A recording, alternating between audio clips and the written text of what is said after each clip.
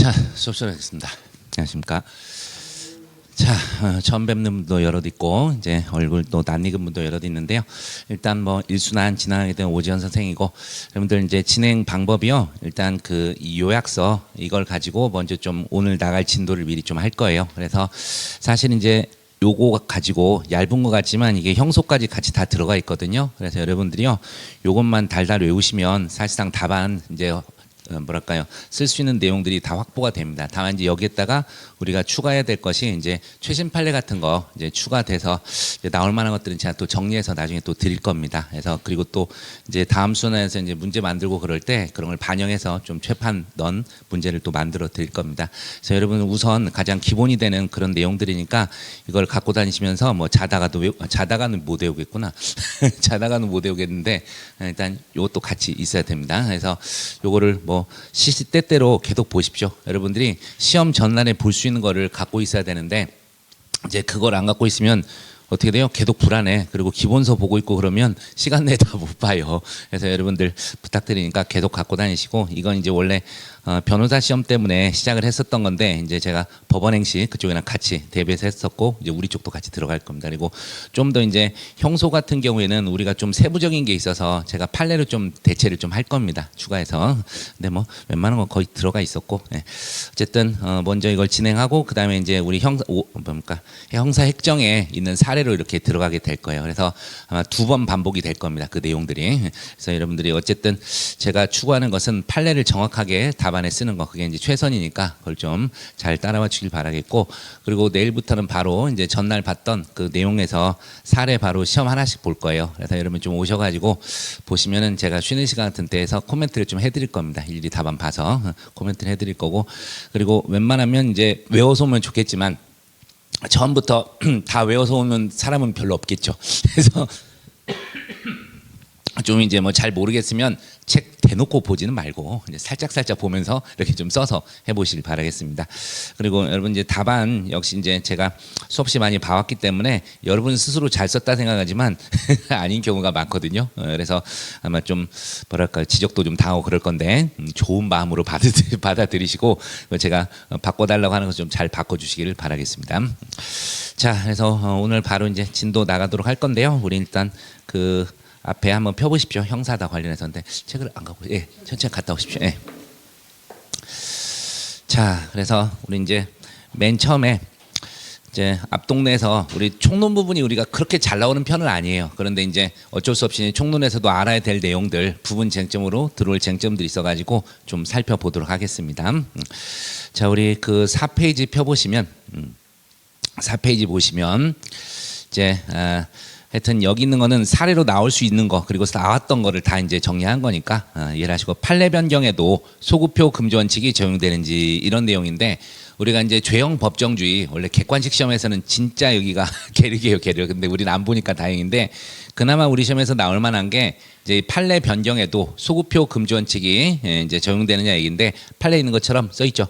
판례 변경은 법률 조항의 내용을 확인한 것에 지나지 아니하여 이로써 위 법률 조항 자체가 변경된 것이라 볼 수는 없다, 이런 겁니다. 그러니까 쉽게 해서 우리가 죄형 법정주의에서 소급표 금지 원칙은 법률이 변경이 됐을 때예요. 법률이 개정됐었을 때 또는 신설됐을 때를 전제로 하는데, 판례 변경은 뭐다? 조문은 그대로 있고 해석만 변경되는 거다 이거죠. 그렇기 때문에 결론적으로 언더라인 따라가십시오. 판례 변경에 따라 확인된 내용에 위 법률 조항에 근거하여 처벌한다고 하여 그것이 형벌 불속 원칙에 반한다고 할 수는 없다. 아셨죠? 그래서 이 정도 기억을 하시면 되겠습니다. 근데 이게 이제 언제 주로 나오냐면, 우리 쪽에서 전압으로 변경된, 예를 들어서 명의신탁 있죠. 그래서 부실법에 반한 명의신탁, 그런 것들. 예. 이제 나오게 되면 어떻게 돼요? 예전에는 처벌했었잖아. 근데 도중에 이제 처벌하지 않게 되는 이제 그런 거. 근데 그거는 유리한 거니까 나올 일이 없죠, 여러분. 근데 이제 반대로 이제 판례 변경, 원래대로 하면 처벌되지 않던 행위가 갑자기 판례 변경에 따라 이제 처벌되게 된다고, 이제 그럴 때가 문제가 되는 거예요. 아셨죠?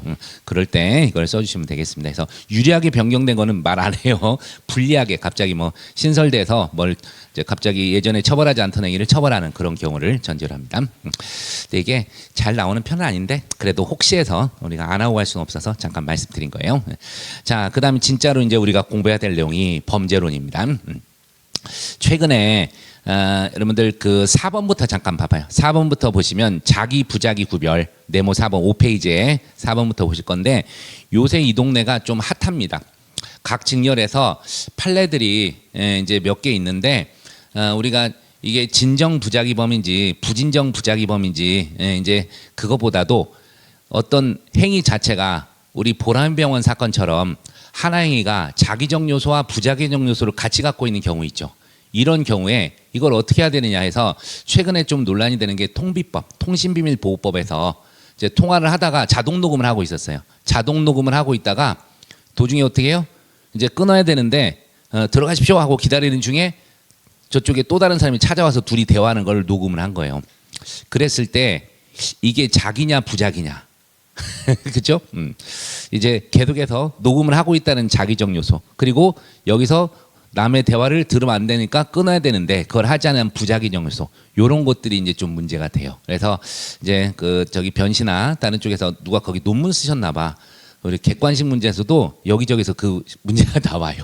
그래가지고 그것도 한번 사례로 한번 만들어서 보여드리긴 할 건데 어쨌든 그것부터 한번 보겠습니다, 여러분. 학설은 간단히 이름만 쓰세요. 이름만. 자연과학적 척도설, 규범적 척도설, 뭐 자기우선 부자기 보충설 등의 대립이 있다. 아셨죠? 학설 쓰고 싶다면 이름만 그렇게 쓰시고 그러면서 이제 판례에서 짧게 소위 이리역 폭발 사건이나 세월호 사건 등에서는 규범적 척도설의 입장을 취하였으나 보라매 병원 사건에서는 자연과학적 척도설의 입장을 취하였다. 이 정도. 그러면서 이제 검토해서 자 자기와 부자기 구별은 결국은 뭐다 여러분? 구성 요건의 해석과 적용을 고려한 자 짧게 가면 밑줄 좀 그어보세요. 자기와 부자기 구별은 법적 평가의 문제이므로 규범적 척도설이 타당하다. 그렇게만 기억을 해두십시오. 그래서 우리가 이제 보라매병원 사건에서는 유독 희한하게 판례가 의사들이 무서워서 그랬는지 자연과학 척도설로 갔었어요. 그래서 이제 의사들을 자기로 자기 정범이 아니라 자기 방조로 가게 됩니다. 자기에 의한 살인 방조로 갔지만 다른 사례들에서는 보다 규범적으로 그러니까 사회적 의미에서 어디에 비난의 중점이 있냐를 기준으로 갔었거든요. 그래서 사실은 다수설적 입장에서도 의사들이 퇴원시킨 그 행위보다는 치료를 하지 않은 그 행위에 초점을 두게 됩니다. 이렇게 하시고 여러분 아까 그 퀴즈는 어떻게 됐을까요? 통비법에서 자기 부자기 중에 잘못 찍었어. 자기 좋아 예비스나면 항상 이렇게 틀리게 얘기를 해준 사람이 있어서 되게 고맙습니다. 그래서 거기에서 자기로 봤어요. 자기로 이제 판례도 있습니다. 실제 판례가. 그래서 그건 나중에 한번 문제를 구성하겠습니다. 어쨌든 그거부터 가고 그 다음에 이제 여러분 앞으로 오셔서 2번으로 갑니다. 부진정 부자기범인데 자 우리가 이건 이제 요건은 제대로 아셔야겠죠. 진정 부진정 부자기범 공통 요건 그리고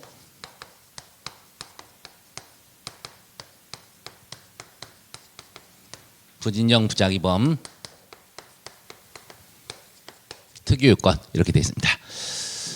자, 그래서 이제 기본적으로 이제 5가지 우리가 이제 외워야 되는데 공통 요건이 두 문자가 구부계입니다. 구부계 그리고 여기가 보행. 구북의 보행. 그래서 구가 구성요건적 상황입니다. 구성요건적 상황에서 요구되는 행위의 부작위 그리고 개별적 행위 가능성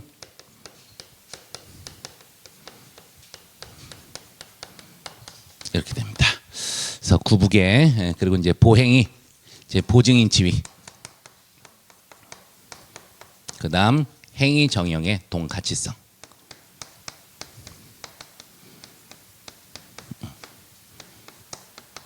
이렇게 이제 5가지가 돼요.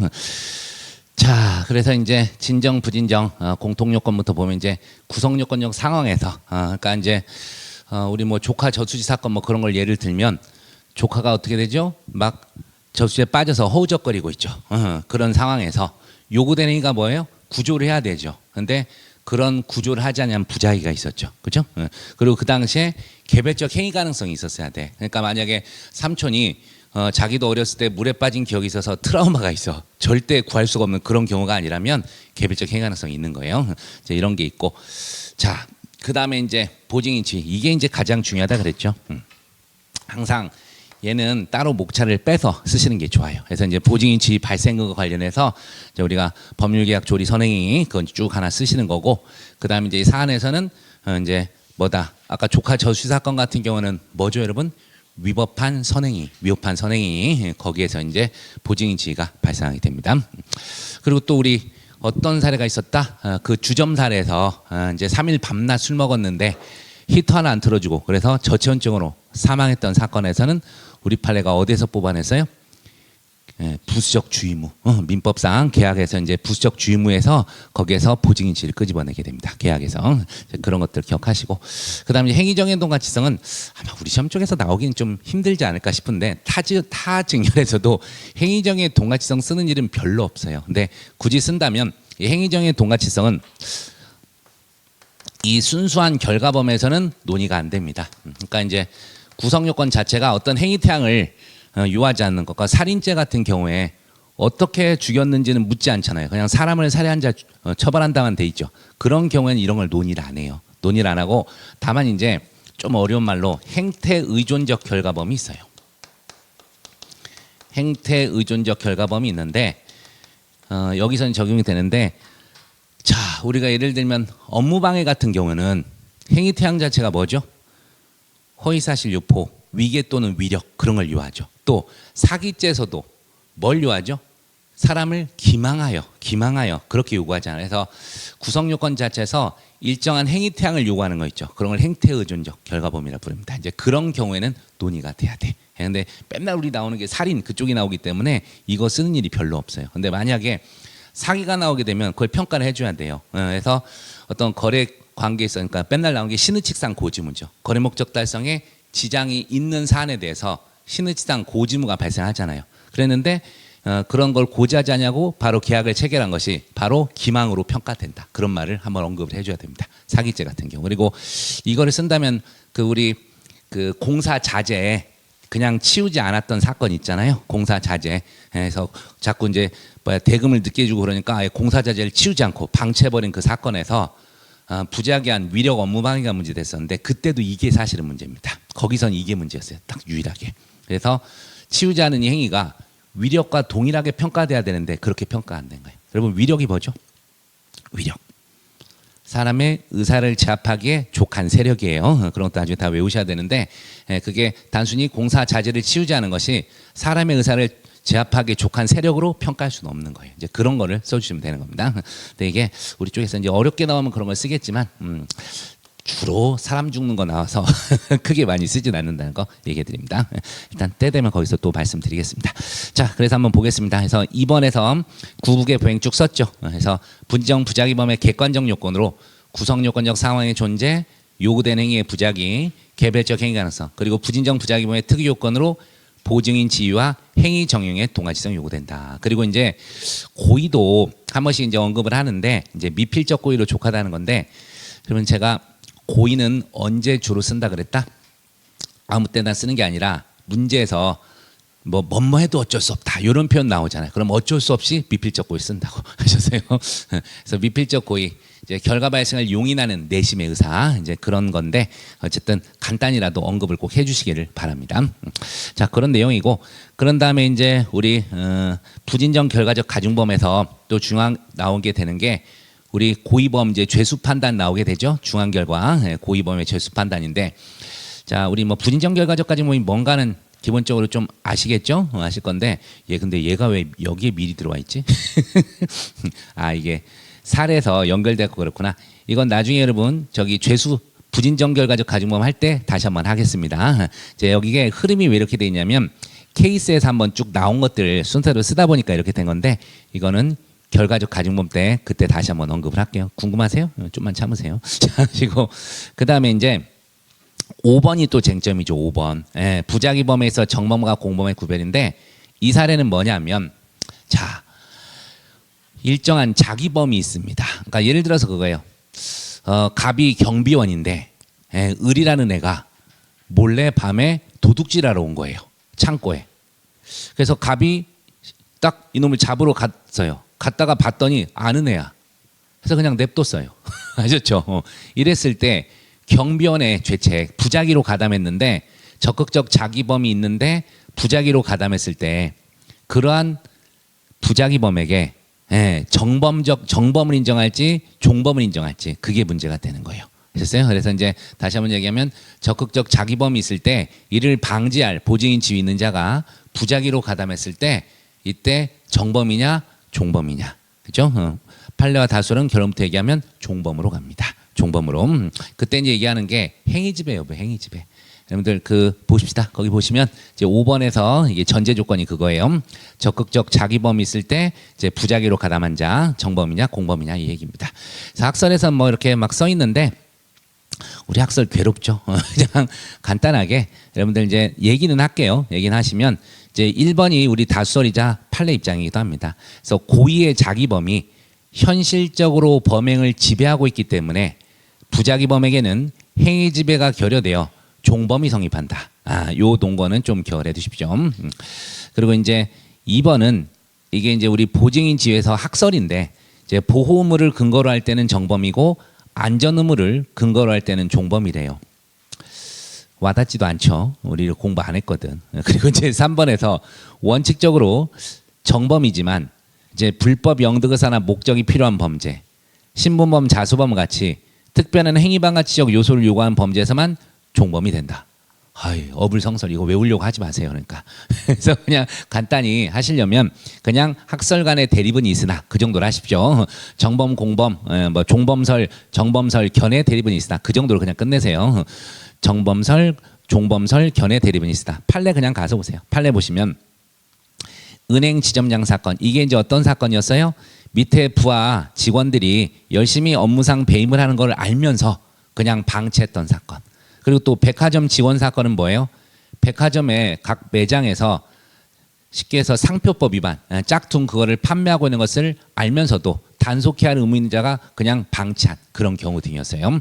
자, 그대로 외우십시오. 그래서 은행 지점장 사건, 백화점 직원 사건 등에서 자기 의무에 위배하여 자기의 정범의 범행을 방치했다는 부작위만으로는 실행행위로서의 자기와 동일시할 수 없다 돼 있는데 거기에다가 하나 좀 써두십시오. 그 따옴표 실행행위로서 앞에다가 정범이라고 써주시면 좋아요. 정범의 실행행위로서의 자기와 동일시할 수 없다. 그렇게 6페이지 첫 번째 줄입니다. 제가 조금 빨랐나요? 6페이지의 첫 번째 줄에 보시면 방치했다는 부작위만으로는 그 따옴표 그 바로 앞에다가 정범의 이 말 하나 써주세요. 정범의 실행행위로서의 자기와 동일시할 수 없다. 이렇게 좀 이해를 해주시면 되겠습니다. 그래서 종범설로 가세요. 종범설로. 각설은 간단하게 뭐 정범설, 종범설 대립이 있으나 하면서 판례를 그대로 써주시면 되겠습니다. 그러니까 이게 이대로 하면 잘 안 외워지거든. 실행행위로서의 자기와 동일시할 수 없다. 와닿지가 않잖아요. 그래서 정범의 실행행위로서의 자기와 동일시할 수 없다. 그 정도로 기억을 하시면 되겠습니다. 그래서 이제 종범설로 가시면 돼요. 종범설. 자, 이건 좀 이따 이제 문제 풀면서 갈 것이고. 그리고 이제 밑에 나온 김에 관련 판례 하나 보시면 요 내용도 좀 잘 외워두십시오. 최근에 이제 여기 관련해서도 판례들 예전 판례들 막 끄집어내서 문제가 좀 많이 나오던데 우리가 이제 부작위범 사이의 공동정범 특히 이제 이게 나오는 게 주로 진정부작위범 사이입니다. 진정부작위범 사이의 공동정범입니다. 그러니까 예전에 이제 케어코리아 사건이라고 이제 공중위생법 위반 거기서 이제 뭐였어요? 공중위생법에서 신고무 이제 위반하게 되면 처벌을 하도록 하고 있는데 자 당연히 어떤 회사에 가면 사장이 그걸 신고하진 않죠. 과장이나 이런 친구한테 맡겨놓는단 말이에요. 근데 그런 과장이 신고를 하지 않았다고 이랬는데 검사가 그 실제 신고하지 않은 과장하고 그 다음에 누구 사업주하고 두 사람을 같이 공중위생법 위반 공동정범으로 기소를 하는 거예요. 또 이제 어떤 사례도 있냐면 구정신보건법 위반인데 지금 명칭이 엄청 길어져 있습니다. 원래 이제 정신과 병원에 정신병원에 이제 강제 입원을 하려면 보호 의무자의 동의 서면을 받아야 돼요. 동의 서면을 받아야 되는데 거기에서 직접 담당 주치의가 서면을 안 받았어요. 이랬을 때 그 주치의하고 그 병원장 두 사람을 부작위한 그 정신보건법 위반죄 공동정범으로 기소를 했거든요. 이제 그런 사례들에서 나오게 되는데 자, 가장 중요한 거 자 일단 보세요. 이거 외우셔야지. 예. 부작위범 사이의 공동점은 두 가지 전제 조건입니다. 첫 번째, 다수의 부작위범에게 공통된 의무가 부여되어 있고, 두 번째, 의무를 공통으로 이행할 수 있을 때 성립한다 나오는데, 주로 첫 번째 쟁점에서 거의 끝이 나요. 그 공중위생법 위반에서도 누구한테만 의무를 부과했을까? 사업주한테. 그리고 정신보건법 위반죄에서도 그 보호 의무자의 동의서, 그거는 병원장한테 의무를 부과해놨거든. 이해됐죠? 그러면 과장이라던가 주치의는 의무가 있어요, 없어요? 없어요. 그렇기 때문에 공동점이 성립될 수 없다. 그런 것 등에서 등장을 한다는 거 기억을 하십시오. 그래서 얘도 요새 가끔씩 문제가 보이고 있어서 얘기를 해드립니다. 그러니까 예전에 이제 이 부작위범이 한참 잘 나오다가 최근 좀 뜸했어요. 근데 이제 어떤 분인가 뭐 논문을 썼는지 어쩌신지 열심히 활동하고 계십니다. 그래가지고 예전 판례들을 막 끄집어내면서 문제들을 많이 만들고 있어요. 그래서 요새 부작위범이 또 좀 중요해졌다는 것을 말씀드립니다. 자, 그리고 이제 6번, 요거 이제 우리는 부진정 부작위범 나오면 무조건 써야 되는 거죠. 자, 그래서 별표를 하시고 암기를 하십시오. 딱 언더라인만 암기하시면 돼요. 길게 쓰지 말고. 대법원은 또는 판례는 하면서 법령, 법률행위, 선행행위로 인한 경우는 물론이고 기타 신의 성실의 원칙이나 사회상규 혹은 조리상 자기의무가 기대되는 경우에도 보증인지 인정된다 또는 법적 자기의무 인정된다. 알아서 이렇게 써주십시오. 언더라인에 꼭 들어가게 하시면 돼요. 법령, 법률행위, 선행이라는 경우는 물론이고 기타 신의 성실의 원칙이나 사회상규 혹은 조리상 자기의무가 기대되는 경우에도 인정된다. 요거 알아두시고, 자, 늘 이제 강조하는데 유기죄가 나오면 어떻게 돼요, 여러분? 유기죄가 맨날 얘랑 비교돼서 나오잖아. 유기죄, 그러니까 만약에 이제 부작위로 유기를 범했다. 그럴 때 이제 또 문제가 돼요. 우리 유기죄에서는 법률상, 계약상 보호 의무 있는 자만 주체가 된다고 돼 있잖아. 기억하세요. 그래서 그때는 이파를 쓰면 안 돼요. 그래서 유기죄에서는 법률상, 계약상 보호무가 인정되는 자만 이제 주체가 되니까 이제 그 내용을 좀 기억을 하시고, 가만있어 봐. 그 페이지를 제가 안 적어왔구나. 어쨌든 유기죄 부분 나오게 되면 이제 그거를 비교해서 좀 기억을 하셔야 됩니다. 유기죄를 어쨌든 때 되면 저 뒤에 가서 어디 있을 겁니다. 자, 어쨌든 그렇게 외워두시고, 일단 거기까지 하고 우리 또 문제 좀 본 다음에 다시 돌아올게요. 자, 우리 형사획정으로 갑니다. 3페이지 펴보십시오. 3페이지에서 기억하시고 그 자기 부작위 구별 그런 건 제가 추록으로 제공을 할게요. 제가 이제 출판사에 좀 부탁을 했는데 다른 책 나오는 게 많아가지고 지금 밀렸어요 지금. 그래서 어쨌든 도중에 며칠 내에 하여튼 해서 드리겠습니다. 추록을 구매 안 하고 제가 그냥 프린트해서 드릴 수 있게 할게요. 자, 우리 3페이지 보시면, 자, 일단 뭐 1번, 2번 사실관계가 연결되니까 한번 읽어는 보겠습니다. 갑은 야간에 고속도로를 정상적으로 운전하여 가다가, 지금 1번은 사실 문제가 아니에요. 그냥 연결되는 흐름입니다. 갑자기 고속도로를 무단횡단하던 A를 치었고 A는 머리에 피를 흘리며 갓길로 쓰러져 정신을 잃었다. 차에서 내려 A를 살펴본 갑은 A가 중상을 입었지만 죽지는 않을 것이라고 생각하고 그대로 가버렸어요. 자, 문제 이제 2번 갑니다. 2번. 한참 후 고속도로를 순찰하던 그런 경찰관이 보여야 돼. 경찰관. 일반 사인이 아니라 경찰관이 뜬 거예요. 경찰관들이 A를 발견하고 얼굴을 살펴본 결과 이전에 자신을 심하게 괴롭혔던 사람이란 것을 알게 됩니다. 을은 A를 그대로 두면 죽을 수 있다고 생각하였지만 복수를 생각해야겠다고 생각하고 그대로 가버립니다. 자, 그래서 문제에서 보시면 사실관계에 의해서 A가 사망했고 그것이 을의 행위로 인한 것임이 인과관계도 밝혀졌대요. 밝혀진 경우 을의 죄책을 논하시오, 이렇게 되어 있습니다. 자, 일단 여기서는 뭐 누가 봐도 죽어도 뭐 상관없다고 가버렸죠. 그래서 살인, 미필적 고의가 있는 사례입니다. 그래서 당연히 이제 이거는 살인죄가 맞는데 자기로 죽였어요, 부자기로 죽였어요? 부자기로 죽였어요. 그래서 이제 딱 부진정 부자기범 그 내용을 지금 이제 쭉 써줘야 되는 겁니다. 그래서 가장 기본적인 사례인데, 여러분들이 이 사례를 봤을 때 부자기한 살인죄 외에 하나 죄가 더 생각이 나야 돼요. 어떤 죄가 생각이 나야 됩니까? 이 사람이 경찰이라는 거, 그죠? 직무유기죄가 떠올라야 돼. 직무유기죄. 그리고 또 하나 더 굳이 떠올린다면 유기치사도 한번 생각을 할 수는 있어요. 근데 살인의 고의가 있었기 때문에 유기치사는 따로 성립하지 않습니다. 알겠죠? 왜냐하면 살인죄가 성립하면 유기치사는 거기 흡수돼서 따로 인정이 안 됩니다. 그래서 이제 딱 써야 될 거는 이제 부작위 살인하고 직무유기죄, 알겠죠? 그 두 개. 네, 이런 거 나오면 제가 그래서 일부러 경찰을 강조한 거예요. 이런 거 이제 놓치게 돼요. 직무유기죄를 자꾸 까먹습니다. 자, 한번 쟁점 정리 읽어보겠습니다. 갑의 차량에 치인 A가 사망한 것이 을의 행임이 밝혀진 경우 과연 을에게 부작위 살인죄가 성립될 수 있는지, 특히 을에게 A를 구조하여야 할 보증인 지위가 있는지와 관련 문제 냅니다. 얘는 경찰이니까 인정하기도 쉽죠. 뭐죠? 경찰관 직무집행법에 의거 법률상 보증인 지위가 발생하게 돼요. 예. 자, 그래서 또한 별개 범죄로 부작위 유기치사, 근데 얘는 굳이 검토는 안 해도 큰 상관없습니다. 하지만 직무유기는 누락하면 안 됩니다. 예. 자, 가볼게요. 그래서 이제 이렇게 쓰고 시작하는 거예요. 을의 부작위한 살인죄 성부에서 부진정 부작위범의 성립 요건, 그래서 객관적 요건으로 아까 본 구부계, 그리고 부작위범, 부진정 부작위범 특유 요건으로 보행이 요구된다. 그리고 마지막 고의범이 성립되기 위해서는 최소한 미필적 고의가 필요하다. 알겠죠?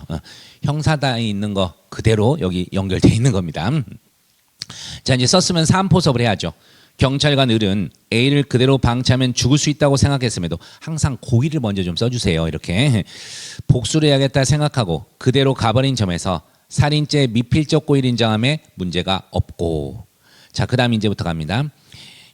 구부계를 쓰는 거예요. 구부계. A가 죽을 수도 있는 상황이었음에도 A를 구하지 아니한 부작위가 존재하며, 이게 이제 구성요건적 상황 요구되는 게 부작위예요. 그리고 A를 구조할 개별적 행위 가능성도 충분히 인정된다. 또한 살인죄와 같은 순수한 결과범에서는 행위 정형의 동과성이 따로 문제되지 아니하므로 동요건 역시 충족된다. 결국 을에게 A를 구조할 보증인 지위 성부가 문제된다. 그래서 제가 여기도 별표 쳐놨잖아요. 항상 보증인 지위는 따로 목차를 잡아서 써주시라고. 점수가 제일 커요. 그래서 넘어가서 보시면 을에게 A의 사망을 방지하여야 할 보증인 지위의 발생 근거 하면서 이제 그대로 돼 있죠. 보증인 지위의 발생 근거 하면서 언더라인 쓰시라고 판례하면서. 그리고 여러분들 계속 제가 예비 때도 들으신 분은 기억하시겠지만 판례는 웬만하면 있는 그대로 문자 그대로 좀 옮겨주세요. 여러분들 이제 답안을 보면 여러분들이 판례를 쓴답시고 자기 나름대로 막 학설을 각색해서 판례라고 쓰고 막 그렇게 되는데 그런 데서 차이가 많습니다. 그러니까 여러분들이 이제 노장들의 특징이 그거예요. 자기는 잘 썼대요. 항상 잘 썼지 보이기엔 현란합니다. 근데 내부를 살펴보면 정확한 워딩이 없어요. 자기 나름대로 해석을 해가지고 자기 나름대로 판례랍시고 소개를 하는데 채점하는 사람들은 다 기준표 있거든. 그러면 저 같은 사람이 하도 많이 강의를 해서 당연히 이거를 다 알고 있어요. 딱 읽다가 잘 읽히면 판례를 쓴 거예요. 가다가 끊어지면 이거 판례 아니야. 이제 그런 정도가 되는데 어쨌든 웬만하면 판례 문구를 그대로 가시고, 그래서 제가 특히 언더라인하고 막 굵은 글씨 이런 거 넣어드렸잖아요. 그런 거는 꼭 집어 넣어달라는 거예요. 도중도중에 정 안 외워지면 조사 정도는 좀 바꿔도 돼요. 판례 문구가 아무래도 좀 우리 잘 안 쓰는 문구들을 쓰잖아. 그래서 외워지지 않을 때가 있는데 조사 정도는 좀 바꿔도 되지만 나머지 워딩은 그대로 좀 쓸 수 있게 노력해 주십시오. 자, 어쨌든 그대로 두 줄 써주시면 되겠고, 이제 사안포섭을 해야겠죠. 을은 국민의 생명과 신체 안전을 보호하기 위한 응급의 조치, 뭐 이런 거 안 써도 돼. 그냥 생각나는 대로 경찰관이므로 국민의 생명, 신체, 재산을 보호해야 될 의무가 있다. 뭐 이런 식으로 쓰십시오. 경찰관 직무집행법에 의거. 우리가 경직법은 형사송법 때문에 좀 보잖아요. 불신검문 이런 것 때문에 좀 이제 봐야 되는데, 어쨌든 또 이제 우리 경직법상 임의동행, 동행 요구하고 형사송법상 임의동행, 그게 이제 구별되는 그런 것들 나오는데, 어쨌든 경찰관 직무집행법에 따라 A를 구조할 자기 의무가 존재한다. 이 정도 기억을 해주십시오. 그래서 이제 소결론에서 사안에서 을은 경찰관으로서 법률에 의해 A를 구조할 보증인 지위 있음에도 살인의 미필적 고의를 가지고 A를 구하지 아니한 부작위에 의해 A를 살인한 것으로 평가되므로 부작위한 살인죄 죄책을 짐이 타당하다. 이렇게 되어 있습니다. 자, 그리고 이제 로마자 3은 이제 생각나면 쓰시고, 능력 안 되면 못 쓰겠다면 안 쓰셔도 돼요.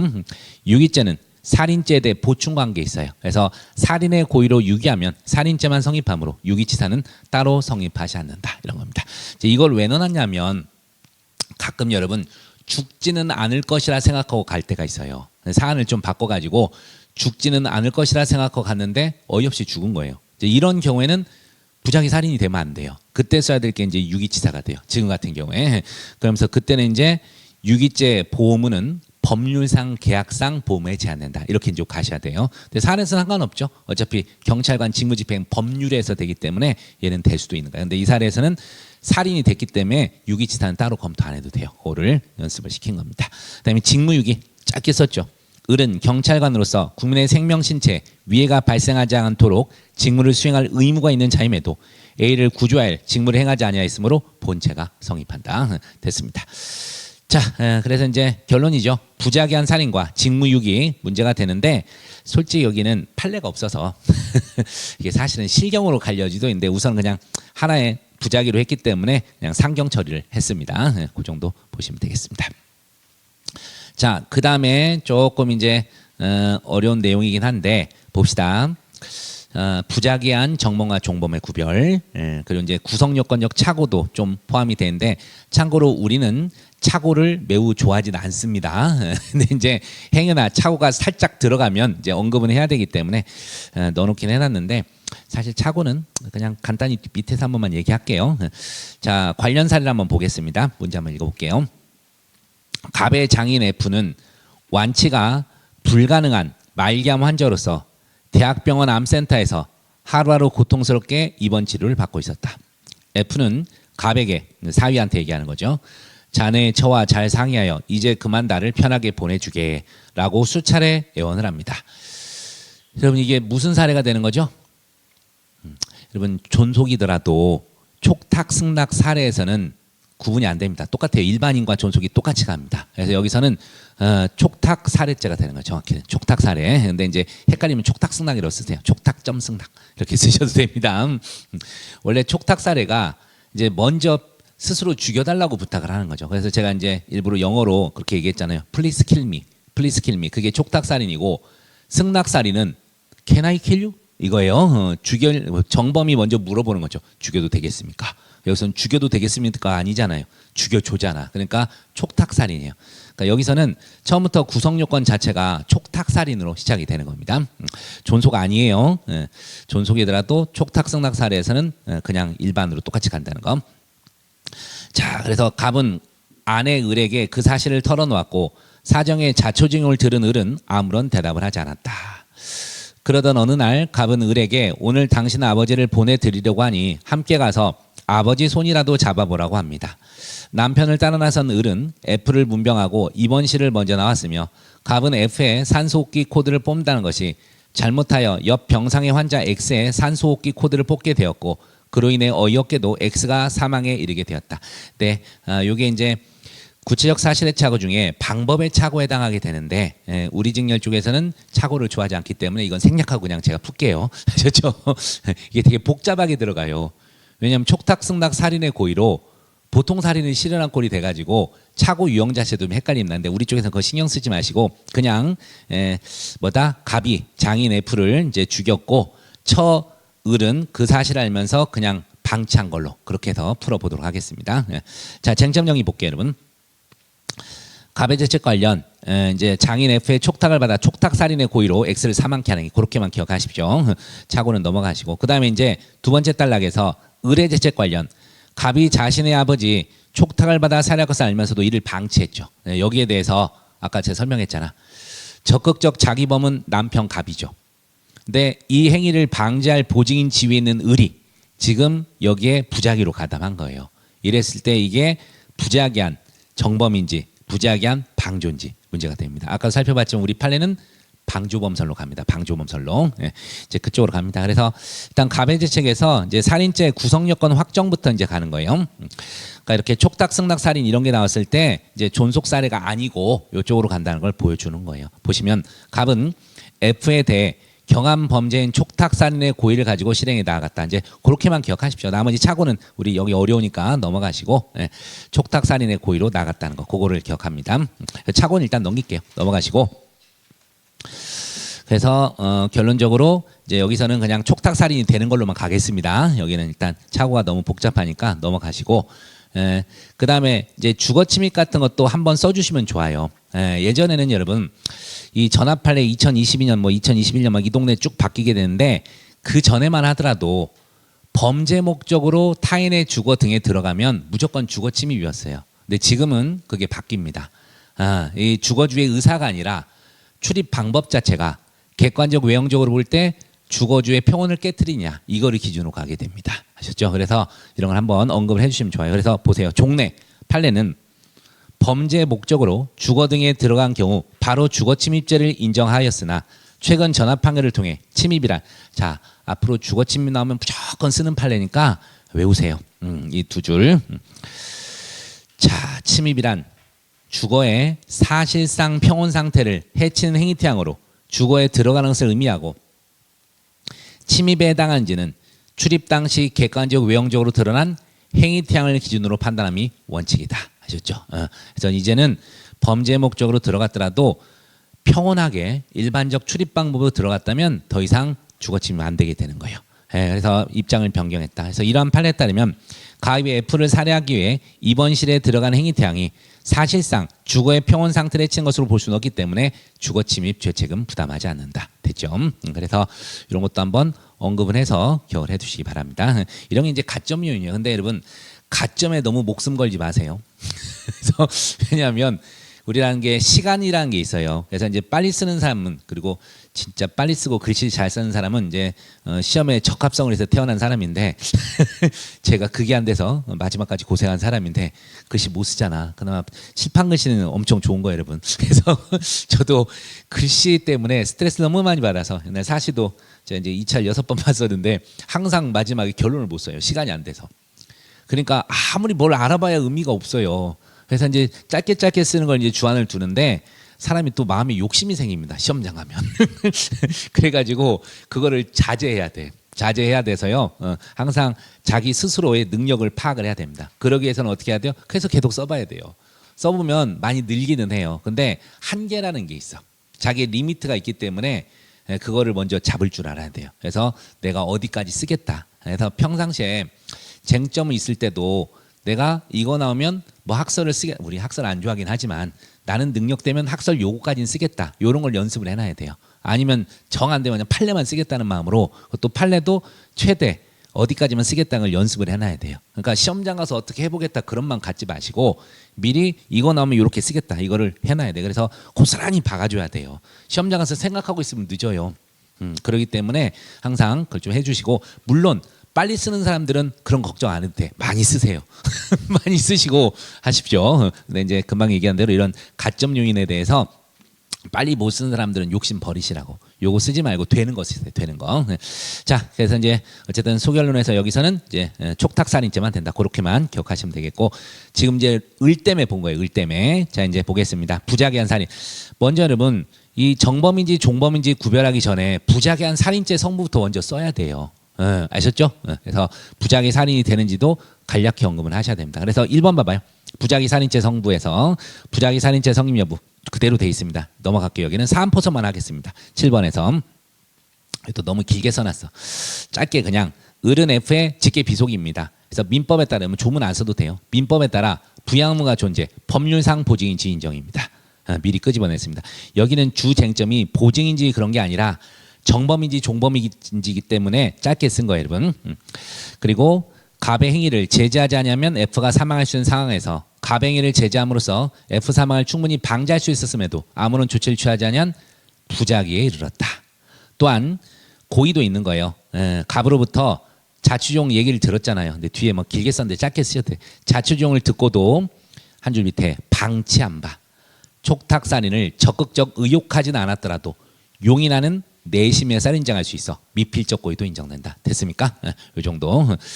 그리고 이제 문제가 다만 을은 F에 대한 촉탁살인의 고의를 가졌는 바 X 사망에 어떠한 책임을 부담한지 그리고 또 갑의 적극적 X 사망은 신경 안 써도 되겠구나. F만 신경 쓰시고 차고는 뺄게요. 그냥 여기서는 다만 한 줄 밑에 갑의 적극적 자기에 의한 살인의 행위에 대해 부작위로 가담했는 바 살인죄의 정범인지 방조범인지에 대해 살펴보겠다. 여기로 넘어가겠습니다. 그래서 아까 학설은 제가 그냥 견해 대립 있다고만 하라 그랬잖아요. 그래서 정범설, 공범설 등의 견해 대립은 있다. 정범설, 종범설, 견해 대립은 있다 하면서 판례를 그냥 쓰십시오. 여기. 은행 지점장 사건, 백화점 직원 사건 등에서 자기무에 위배하여 자기의 정범의 범행을 방치했다는 부작위만으로는 실행위에서의 자기와 동일시할 수 없다. 그래서 종범설의 입장을 취하고 있다. 가시면 돼요. 그래서 학설도 그냥 아까 뭐 설이 있으나 하면서 판례를 썼죠. 그러니까 여기서는 검토 굳이 안 써도 돼요. 여러분들 이제 하나만 얘기해드리면 가끔 학설을 어디까지 써야 되냐 하는데 우리 법원직렬 쪽에서는 그렇게 학설을 좋아하진 않아요. 근데 이제 물론 써주면 점수는 줍니다. 주는데 그래서 제가 어느 경우에 주로 외우면 좋다? 다수설과 판례가 부딪힐 때, 상충할 때 있죠. 그럴 때는 좀 써주세요. 써주시고 이제 웬만하면 판례에 따라서 검토를 가서 포섭하는 게 제일 좋습니다. 근데 판례에 따르면 전혀 논거를 대기가 어려운 경우 등이 있어요. 그럴 때는 어떻게 쓴다? 일단 학설에 따라 결론을 도출하세요. 학설에 따라 결론을 도출하고 마지막에 다만 판례에 따르면 어떻게 된다라고 따로 하나 더 써주셔야 돼. 왜냐하면 판례에 따른 배점이 항상 따로 있어요. 따로 있기 때문에 그러니까 판례에 따른 결론을 쓰시면 되긴 되는데 이제 도저히 판례 논거를 못 그어지 보겠어. 판례에 따를 수 있는 그럴 때 이제 그냥 학설에 따라 결론을 내리시고 다만 판례에 따르면 어떻게 된다 이렇게 가십시오. 그래서 학설은 이제 다수할 판례가 부딪히는 그런 경우만 좀 외워두시길 바래요. 자 됐습니다. 그 정도 가시고 어쨌든 여기서 부작위한 살인에 이제 촉탁 살인의 종범이 된다. 그거 정도만 하시겠습니다. 여기서 착오는 그냥 빼시고 보시기 바랍니다. 넘어가겠습니다. 자, 그 다음에 이제 우리 다시 형사다로 좀 오십시오. 형사다로 오셔서 자, 가끔 이제 인과관계가 나오는데 인과관계에서 뭐 당연히 갑이 때려서 죽었어. 뭐 그런 건 안 나와요. 그런 거는 당연히 나올 일이 없고 뭐다? 중간에 뭔가 행위가 개입이 됩니다. 피해자나 제3자의 또 다른 행위가 개입되는 그런 사례들이 인과관계 문제로 등장을 가끔 합니다. 그래서 이제 7번에서 보시면 6페이지 7번에서 거기 학설 이런 거 쓰면 다쳐요 여러분. 쓰면 다치니까 이런 거 그냥 나중에 그냥 이렇게 세모해 버리시고 자 우리 이제 판례로 바로 가서 보시는데 자 제가 얘기한 대로 이제 써 있죠. 언더라인 바로 가볼게요. 행위와 결과 사이에 피해자나 제3자의 과실 등 다른 사실이 게재된 때에도 그와 같은 사실이 통상 예견될 수 있는 것이라면 상당 인과관계를 인정할 수 있다. 이렇게 되어 있습니다. 그래서 이제 간단히 얘기하면 사회통념상 충분히 예견할 수 있는 단순 과실이 개입되어 있다고 피해자나 제3자의 그런 경우에는 상당 인과관계가 그대로 인정이 됩니다. 그렇죠? 그래서 이제 대표적인 게 보세요. 비록 의사의 수술 지연 등 과실이 피해자의 사망의 공동 원인이 되었다 하더라도 한 줄 밑에 그 폭력 행위와 치사 결과 간에는 인과관계가 있다. 이런 쪽에서 이제 의사의 수술 지연 이게 통상 예견할 수 있는 과실이라면 문제가 없다는 거예요. 그럼 이제 통상 예견할 수 있는 과실인지가 밑에 8번에 이제 나오는 겁니다. 8번에 보시면 자 다시 한번 이제 쭉 보세요. 이제 8번을 제대로 외우신 게 좀 더 좋을 겁니다. 7번 일단 가볍게 받고 이제 8번을 외워두신 게 좀 좋아요. 자 우리 판례 상당 인과관계설 입장에서 행위와 결과 사이에 피해자나 제3자가 개입된 경우 이 문구 일반 경험칙상 이게 사회통념이에요. 일반 경험칙상 충분히 예상할 수 있었다면 피고인의 행위와 피해자의 사망과 사이에 상당 인과관계가 인정된다. 이렇게 하면서 대표적인 사례 피해자가 자상으로 부상 후 1개월이 지난 후 폐혈증 등으로 사망했다 하더라도 언더라인 자상 행위와 사망과 사이의 인과관계 존재를 부정할 수 없다. 이런 식으로 하나 외워두시면 좋겠습니다.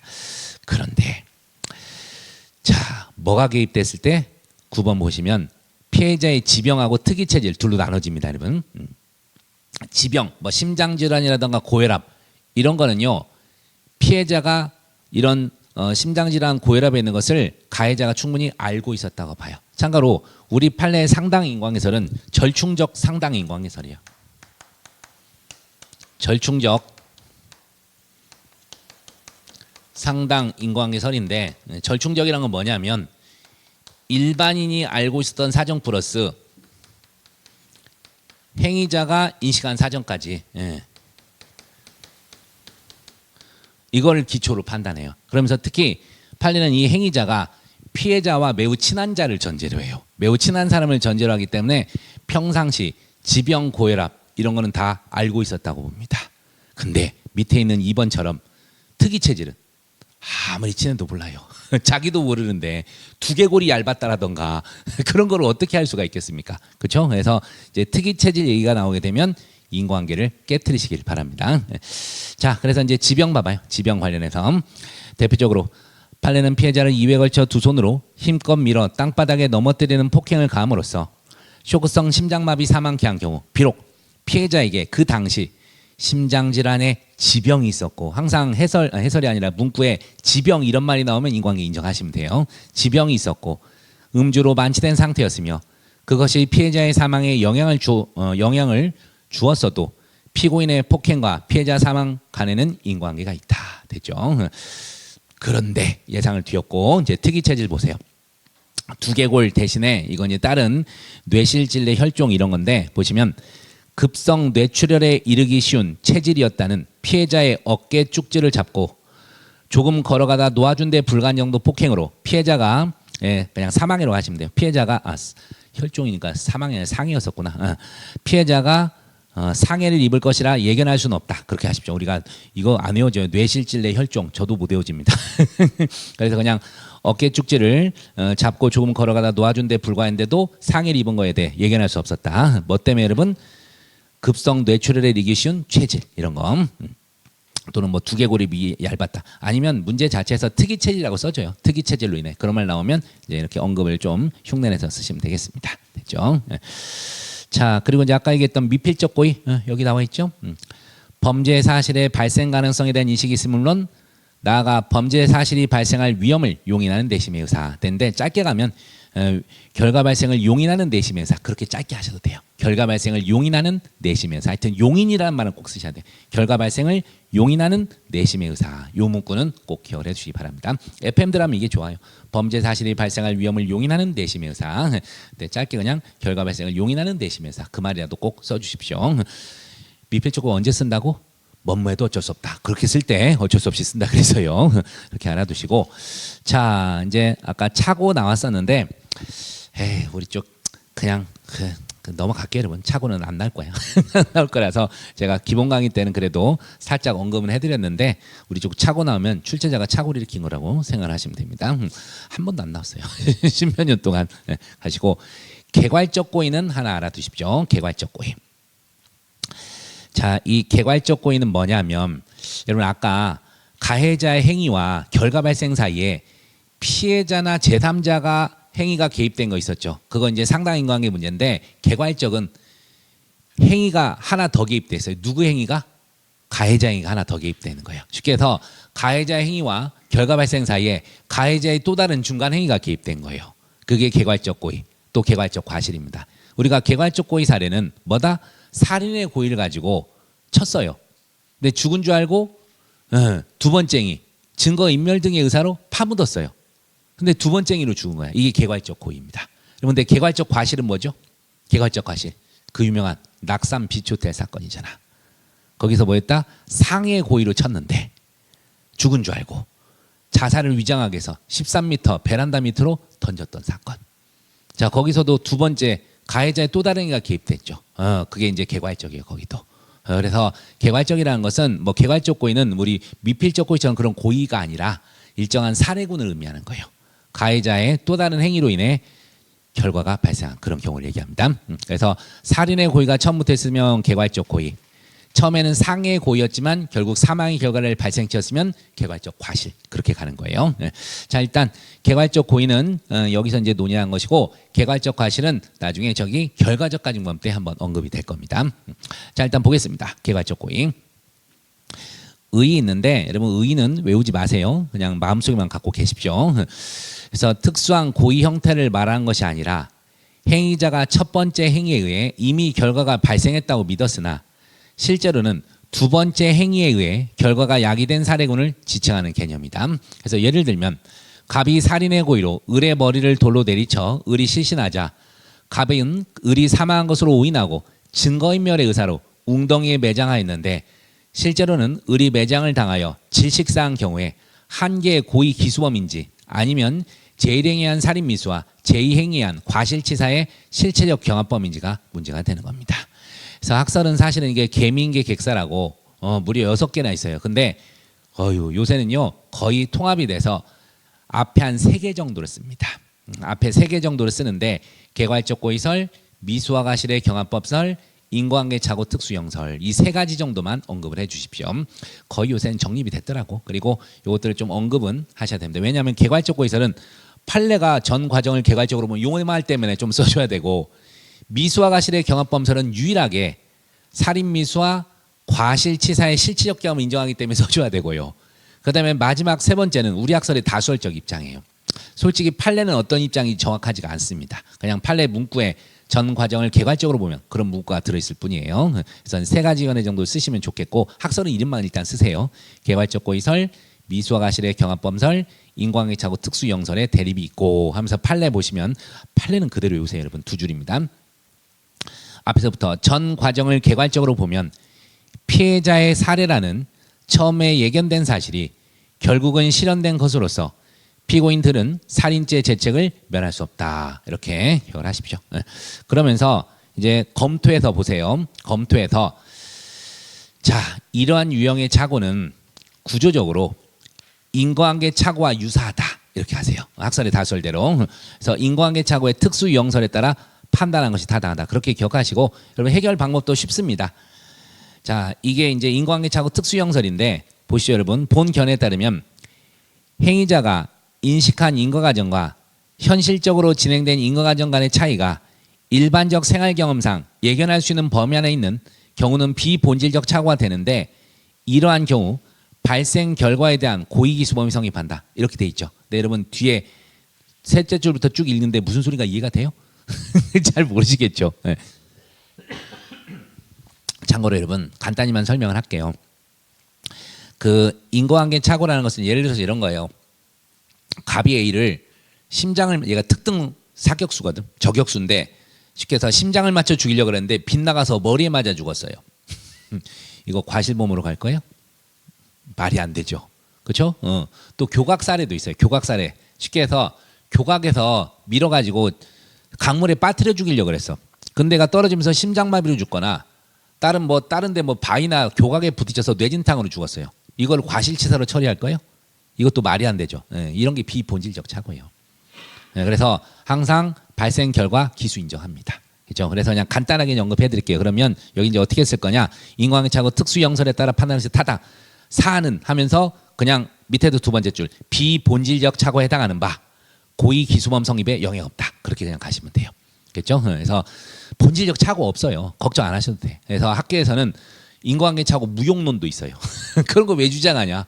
사실상 현실 세계에서 전부 다 본질적 착오는 없는데, 그래서 그런 견해도 있습니다. 어쨌든 나오게 된다면 그냥 여기는 사안은 비본질적 착오에 해당, 발생 결과에 대해 고의기수범 성립에 영향 없다. 이렇게 정리하시면 돼요. 아셨죠? 그리고 이 만약 개괄적 고의가 사례가 나오게 되면 우리 사람들이 결론은 다 잘 써요. 판례 쓰시고 살인 기수다. 이 정도는 쓰는데 점수 차이가 어디에서 나오냐면 바로 14번이에요. 이제 병발되는 범죄들 있죠. 그런 거를 누락을 누가 안 하느냐입니다. 그래서 이제 개괄적 고의 사례에서 문제되는 기타 범죄 보시면, 자, 증거인멸부터 가야죠. 아까 증거인멸의 고의로 파묻었잖아. 그러면 증거인멸 될까 안 될까? 증거인멸죄는요, 타인의 형사사건, 징계사건에 관한 증거를 인멸해야 돼요. 이건 자기 사건이죠. 그래서 구성요건의 해당성이 없습니다. 그 내용을 쓰시면 돼요. 그래서 14번 쟁점에 써있죠. 증거인멸죄는 타인의 형사사건, 징계사건에 관한 증거를 인멸한 경우에 성립하는 범죄이므로 갑이 을을 매장한 행위는 자기 형사사건에 관한 증거를 인멸한 경우에 해당 본죄 구성해당성이 인정되지 않습니다. 그리고 이제 사체은닉 또는 뭐 시체은닉 이것도 나오게 되는데 나중에 뭐 불능미수 때 잠깐 배우겠지만, 여러분 그 우리 쪽에서 불능미수 사례가 만약 등장하게 되면 너무 걱정 마세요. 그냥 둘둘 나눠버리면 돼요. 학설.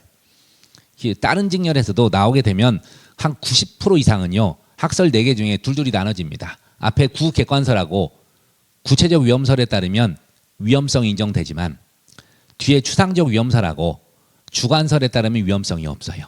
이건 이제 나중에 가서 불능미수 때는 간단히 얘기하는데 여기서 간단히 언급할게요. 여러분 보십시오. 갑이 사체은닉의 고의로 을을 매장한 행위는, 이제 이 사례가 이제 갑이 을을 이제 죽인 사례예요. 사체은닉 결과 발생이 불가능함에도 대상의 착오로 사체 아니잖아요, 여러분. 사체라고 착각했잖아요. 대상의 착으로 결과 발생이 가능하다고 인한 거로서 불가벌적 불능범인지 가벌적 불능미수가 인지가 문제가 됩니다. 그래서 이제 결과 발생의 위험성 여부에 따라 달려있게 되는데 불능미수 위험성 판단 기준에서 요 정도만 기억하시면 돼요. 구객관설 구체적 위험설에 하면 위험성이 없습니다. 불가발적 불능범이에요. 여러분 제가 주의 환기만 시킬게요. 여러분 이거 생각이 안 날 것 같으니까. 구객관설은 절대적 불능과 상대적 불능을 나눕니다. 그래서 절대적으로 결과 발생이 불가능하면 불가발적 불능범, 상대적으로 불가능하면 가벌적 불능미수, 그렇게 가죠. 살아있는 사람은 어떻게 사체은닉을 해요? 절대적 불능입니다. 아셨죠? 그리고 구체적 위험설은 일반인이 인식한 사정을 놓고, 원래 이제 답안 쓸 때는 일반인 또는 행위자가 인식한 사정을 놓고 일반인 위험성을 판단하게 되는데, 실제 케이스 풀 때는 일반인 인식한 사정을 놓고 일반인 위험성 판단하면 돼요. 일반인은 그냥 우리 제3자 관찰, 뭐죠? 전지적 말고 제3자 관찰 이쪽에서 이제 바라보는 건데, 딱 보면 알잖아. 살아있는 사람이거든. 일반인이 볼 때는 알아요. 살아있는 사람이야. 그걸 놓고 사체은닉 가능해요? 불가능합니다. 그래서 역시 불능범입니다. 하지만 추상적 위험설은 행위자가 인식한 사정을 놓고 가요. 행위자가 인식한 사정을 놓고 일반인 위험성을 판단하니까 행위자는 사체라고 생각했죠. 당연히 이걸 놓고 일반인 판단하면 사체은닉 됩니다. 그래서 당연히 불능미수가 돼요. 마지막 주관설은 행위자가 인식한 거 놓고 행위자가 위험성을 판단하니까 당연히 미신범 빼고는 다 인정합니다. 아시죠? 그 정도만 얘기해 드릴게요. 그래서 둘둘 나눠져요. 그리고 웬만하면 둘둘 나눠서 우리 시험에서 설마 이걸 어렵게는 절대 안 내요.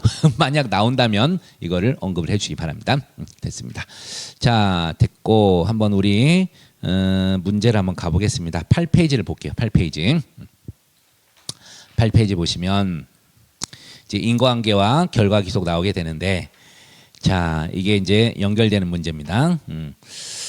자, 1번부터 봅니다. 갑은 친구 을병에게 이러한 사정을 말하고, 이제 어떤 사례였냐면, 앞에가 갑이 원래 선생님이었는데 이제 여학생 한 명이 너무 싸가지가 없어서 한 대 때렸다가 잘렸어요.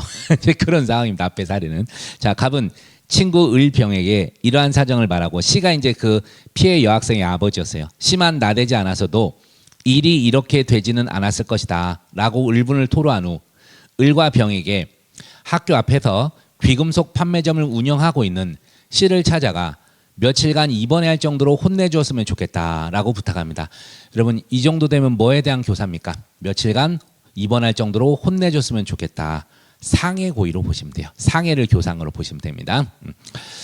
자, 사실 을은 씨와 원한 관계에 있었고, 건장한 씨가 남들이 모르는 특이한 심장병을 앓고 있다는 것을 알고 있었기 때문에 이 기회에 씨가 죽었으면 좋겠다고 생각하여 위 부탁을 받아들였고, 이러한 사실을 알지 못하는 병도 수락을 하게 됩니다.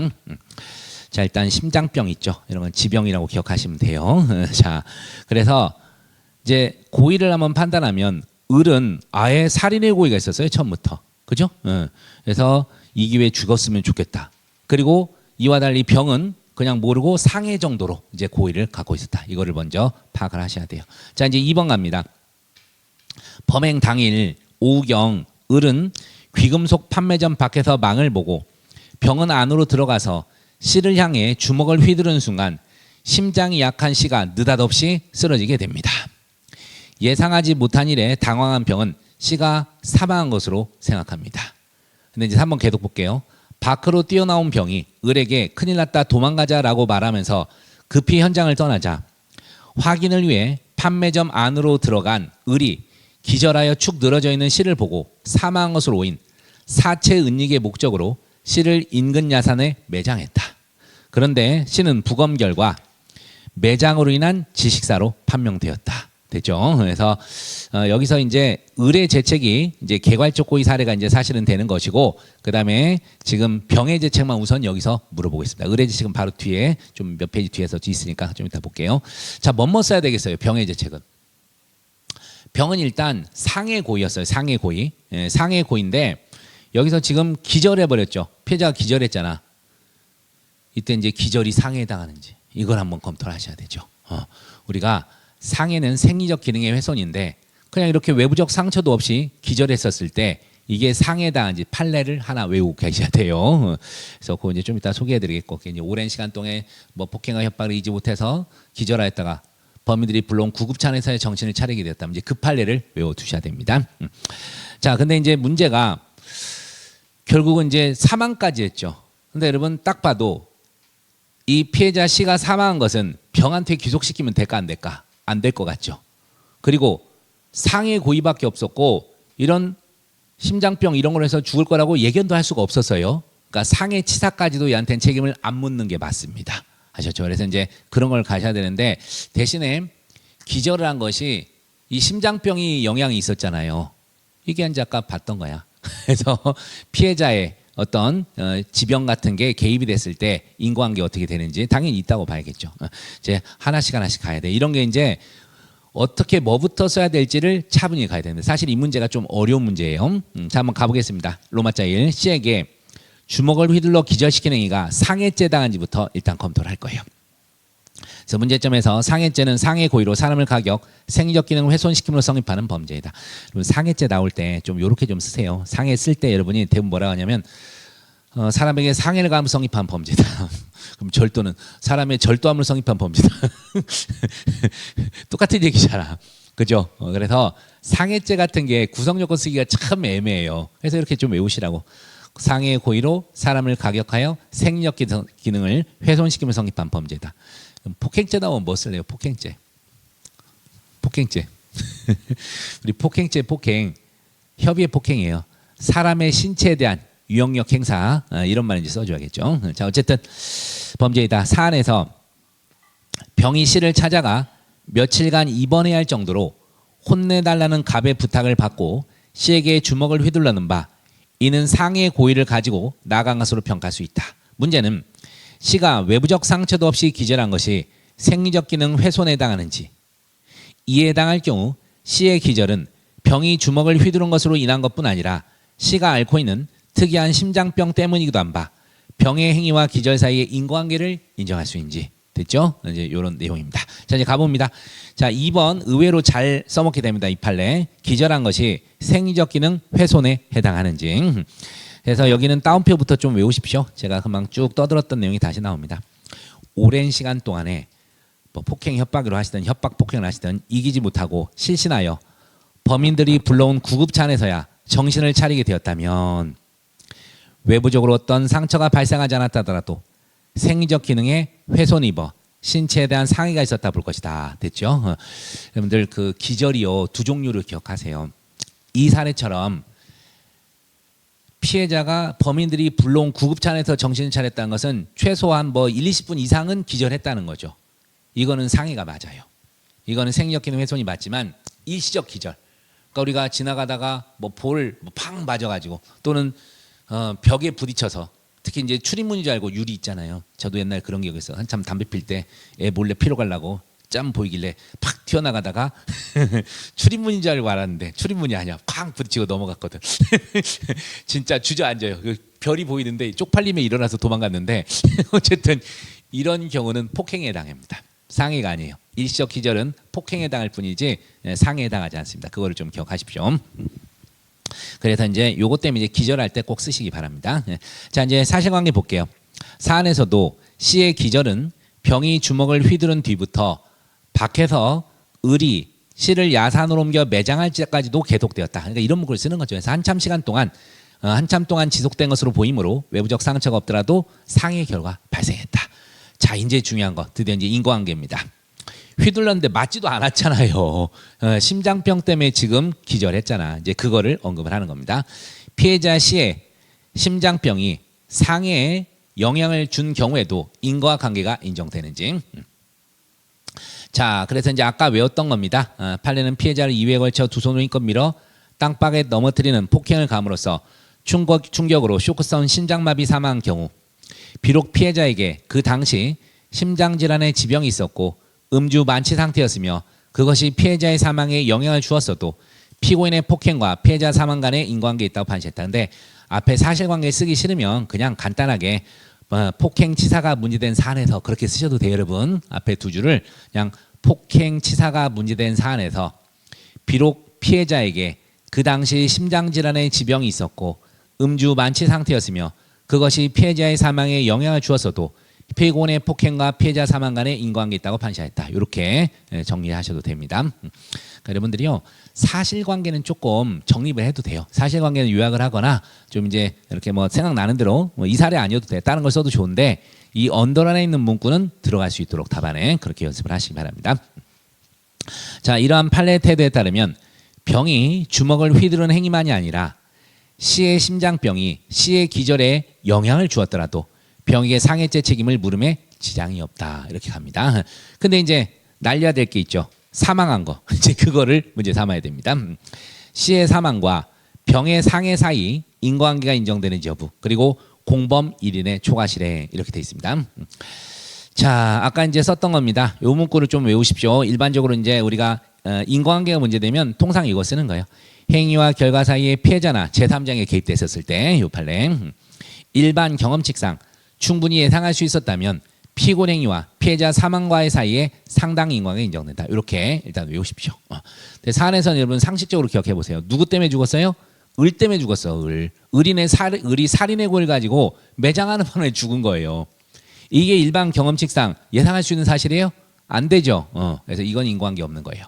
이럴 때 쓰는 인과관계가 여러분 비유형적 인과관계란 말이에요. 보십시오, 여러분. 세 번째 줄. 사안에서 C가 사망한 것은 제3자인 을이 C를 매장함으로 인하여 발생한 것인 바, 이러한 을의 행위는 일반 경험칙상 전혀 예상할 수 없는 비유형적 인과관계로 평가 및 타당하다. 그래서 그냥 일반 경험칙상 전혀 예상할 수 없으므로 이제 뭐 여기에 대해서는 책임이 없다 이렇게 쓰셔도 되는데, 이때 용어가 이런 게 비유형적 인과관계라는 거예요. 예상할 수 없는 인과관계. 이런 용어를 하나 써주시면 좋습니다. 자, 결론입니다. 나아가 공범인 을에게는 살인죄가 성립, 이제 뒤에서 만날 거예요. 병은 사망 결과를 예견할 수 없었으므로 그에 대한 초과 실행 부분 책임도 지지 않습니다. 여러분들 오랜만에 한번 해볼까? 우리 시험에서 정말 잘 나오는 게 결과적 가중범위잖아요.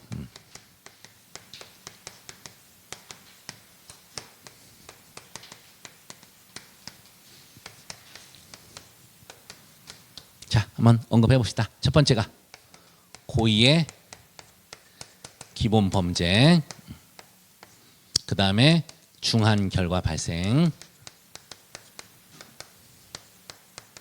그리고 이게 상당 인과관계인데 이 상당 인과관계 특칙으로 직접성 원칙, 상당 인과관계 특칙으로서의 직접성 원칙,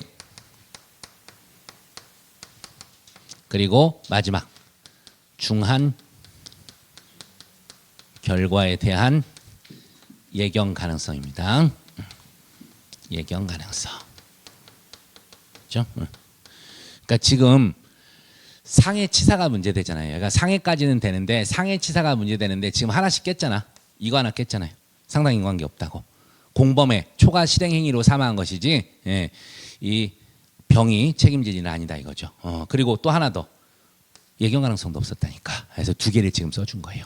하셨죠? 네, 두 개 이거를 언급을 했습니다. 네, 그래서 그것까지 잠깐 말씀드린 거예요. 네, 그러니까 이게 이제 숨어 있는 거예요. 사실은 상해치사 관련해서 두 가지를 깨뜨렸습니다. 인과관계하고 그 다음에 예견 가능성 됐죠?